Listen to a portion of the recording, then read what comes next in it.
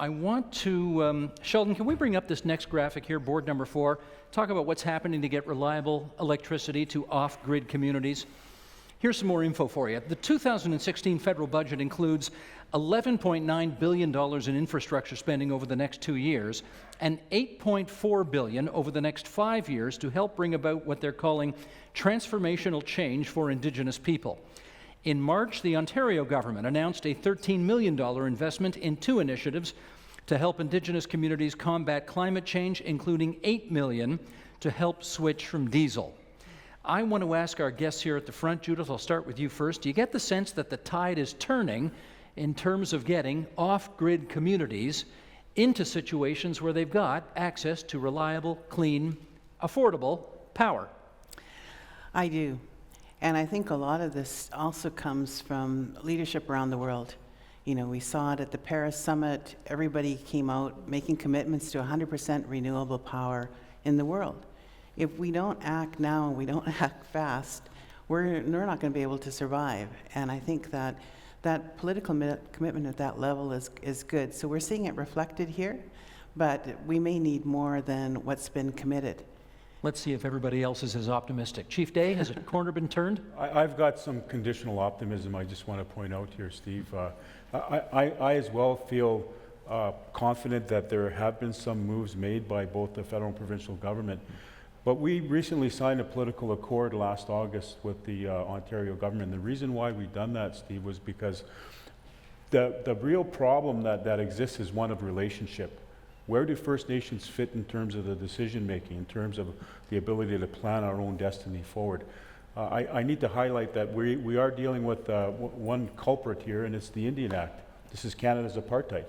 This is going to probably be the crux of some of the major challenges that are still going to exist and perpetuate if we don't start dealing with the fact that First Nations need self-government models.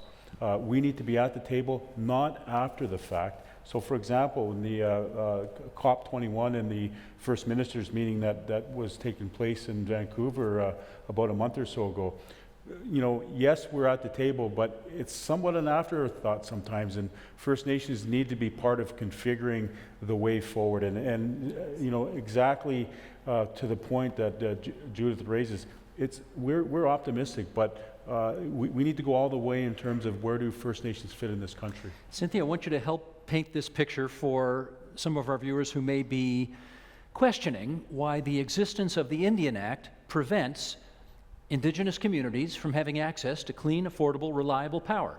Draw that line for us, if you would. Well, the Indian Act goes back to 1876, so we would call that a pretty antiquated document. Yeah. It has in it very little that actually supports the development and progression of Indigenous peoples anywhere, and we do have to either get rid of it and change it, or put in the United Nations Declaration of the Rights of Indigenous Peoples is ready to roll, and we need to replace that with that. We need to update it, and we're in 2016, and we're moving forward in a good way, and we need to have that gone. And I think I heard the Minister of Indigenous Affairs say that she's with that too. The Indian Act has to go.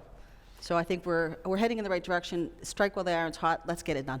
Chris, we don't want to leave the impression with our viewers that things are all horrible all over the place, unless that's the case. Is that the case? No, it's not. And I'm neither optimistic nor pessimistic, but I am realistic. And one of the reasons I wrote my book, Aboriginal Power, was to talk about the realistic. If we're going to address energy and renewable in Aboriginal communities, on-grid, off-grid, but particularly off-grid, we're going to need 2 C's. We're going to need community leadership. Community leadership has to drive this. And secondly, we need collaboration, which can be within Canada and globally. If we do that, if we create community leadership with the support of governments, and we collaborate amongst communities in this country and globally, then I will be realistically optimistic. How many years you been on this? Pardon? How many years you been on this? About 20 years. 20 years. Yep. Things have gotten better over 20 years. They have gotten better, yep. But I want them to get better faster. You want them better faster. Yeah. Mitchell, how about you? Where are you on this? I'm optimistic as well. I believe we have the attention of both levels of government. I believe we have the attention of regulators. We have the attention of the capital markets through industry.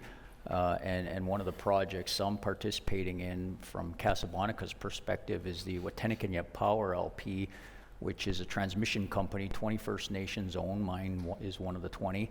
And under the long-term energy plan of Ontario, there's priorities in there for upgraded transmission, and we're going after those projects. The first one is phase 1, doubling the line up to Pickle Lake for Goldcorp's Musselwhite mine to have reliable power, because they're starting to bulk up with diesel generation. So there's nothing stopping communities, and certainly not the Indian Act, from participating in industry sectors outside of the community, and that's what we're doing. Do you have any guess as to when that power line will come to your community? There's quite a few hurdles. We have industry partners, Res Canada and Fortis Ontario on our team, of course. We're doing all of the planning we need to do to get through the regulators and achieve leave to construct.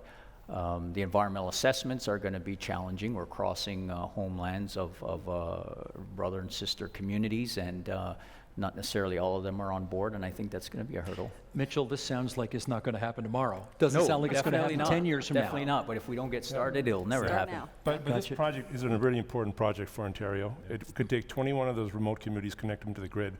And I will say to Mitch's optimism here, we do have both the federal government and the Ontario government wanting to take this forward. That combination has not occurred before. The timing is fantastic. With Mitch, there are hundreds of us supporting this. If we can do it, it's going to make a huge difference. Chief Day. Yeah, and I again want to be optimistic, but I also want to be a realist as well. And the fact of the matter is that as of May 1st, the hydro rates in Ontario are going to go up. And the reason why they're going to go up isn't because of demand. It's going to be because of the fact that there was less consumption over the last year. And who's going to bear that is the consumer. You know, one of the individuals in the audience, John Blackbird, just talked about the delivery charge. We also need to look at the reality of what is the current cost of energy in Ontario right now. From the provincial jurisdiction of Ontario and Quebec, it's very different. And we have an Ontario premier now who's looking outside of the province of Ontario to look at what the cost of energy is. So the reality is yes, in a perfect world, we've got this asset that's being planned in terms of the transmission line, but how is that going to be sustained? And what is the initial starting point? What is the economics behind energy?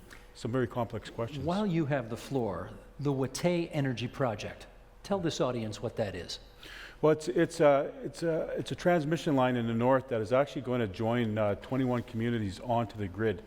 And this is the crux and the challenge that many communities are faced with, is the fact that they are not hooked onto a grid. You know, those 21 communities are looking to this opportunity to finally be able to have access to the grid. But we also see other communities, you know, that are considering the costs and how will that get sustained. Industry's looking at this, government's looking at this, but we're also seeing a change, Steve, in that some of the microgrid solutions that will actually make communities sustainable among themselves should also be factored in. Chris, I want to go to you on, we have here in the province of Ontario something called the IESO, Independent Electricity System Operator, which does just what the name says it is, and it plans for transmission lines and so on. I'm told that they are in the works right now, considering connecting 21 of 25 remote First Nations communities in this province that would, over time, say over 4 decades, save $1 billion at the end of the day. How? Well, if you think of the cost of diesel power, if you look at a community like Mitch's, sometimes they have to fly diesel fuel on planes to be able to power it in the winter when the ice roads are not there. Or there may be communities where you have an ice road where you have to transport fuel 400 to 500 kilometers over time and space to get it there. That's very expensive. You have to do that year in and year out. That's a very expensive source of power. If you're able to reduce that cost of power by connecting to the grid, which is much cheaper, then you start to see if the metrics work. Whether or not the northern transmission line in Ontario to connect 21 of the remote communities is going to save $1 billion, I don't know for sure yet. I don't think anyone does know for sure. That's the planning process underway. But there's a prospect that it could save a lot, and that's why they're looking at it hard. But the reason why it makes a difference is that transmission power, when you connect it versus transporting diesel, is cheaper. Do the numbers work? We're really getting our fingers crossed. I hope so.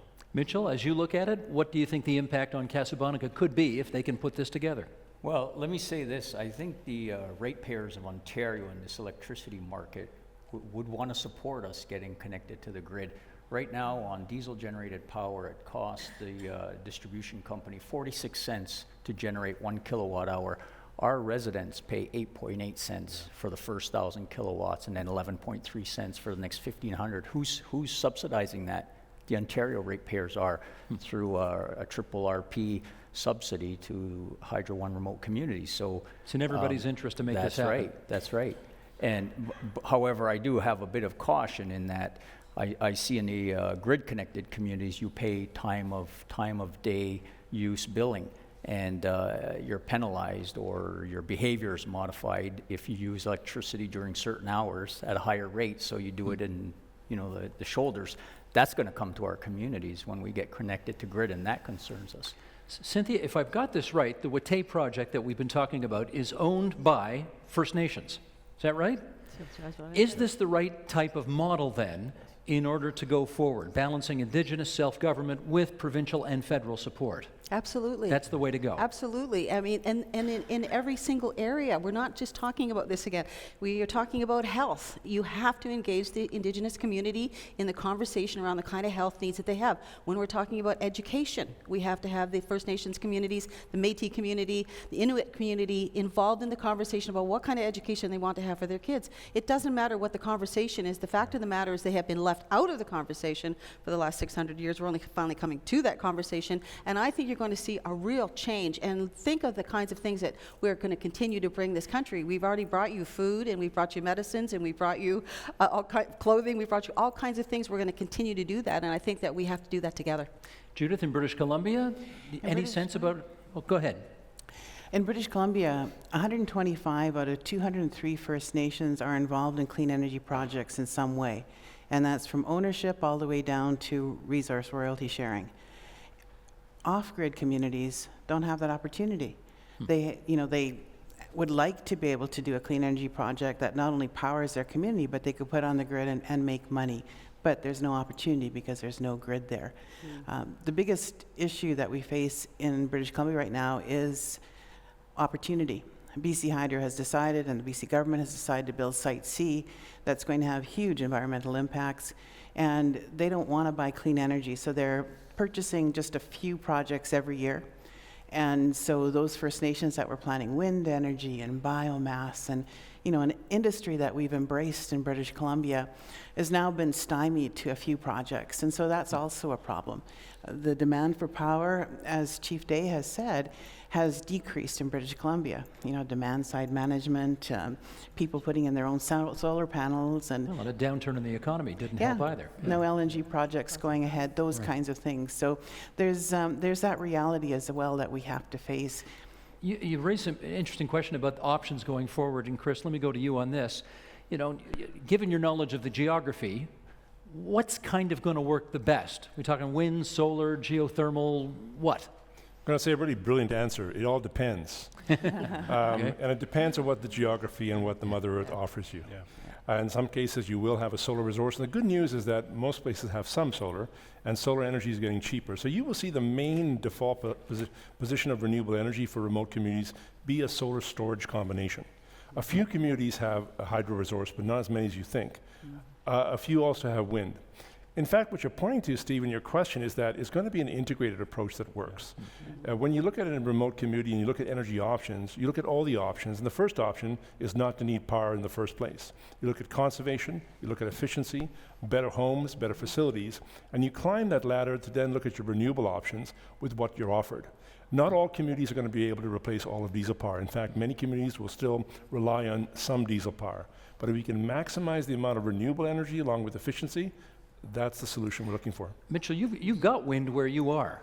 We have some demonstration turbines that Hydra One had put up in the past. And Is it working? Yeah, they generate 10 kilowatts. We're banking on solar. We've got a study on a solar farm, and we're going to proceed with that. We've got rooftop solar installation, so we are injecting some renewables into our microgrid.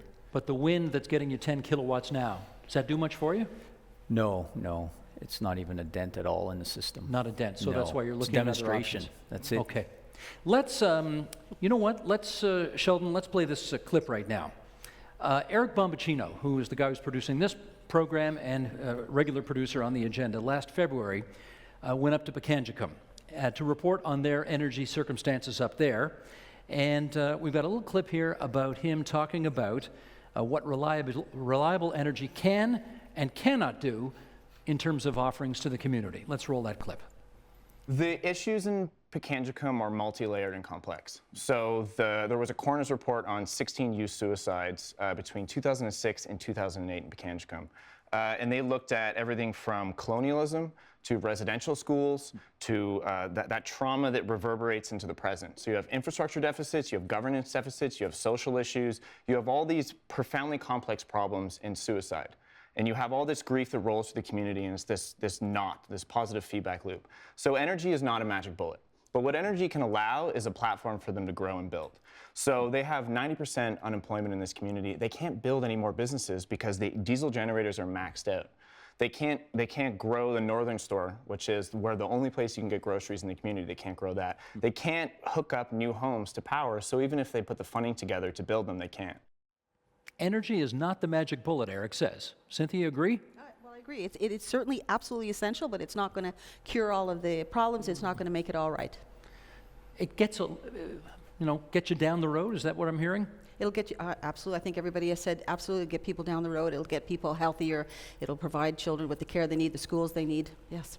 Help TVO create a better world through the power of learning. Visit supporttvo.org and make a tax-deductible donation today.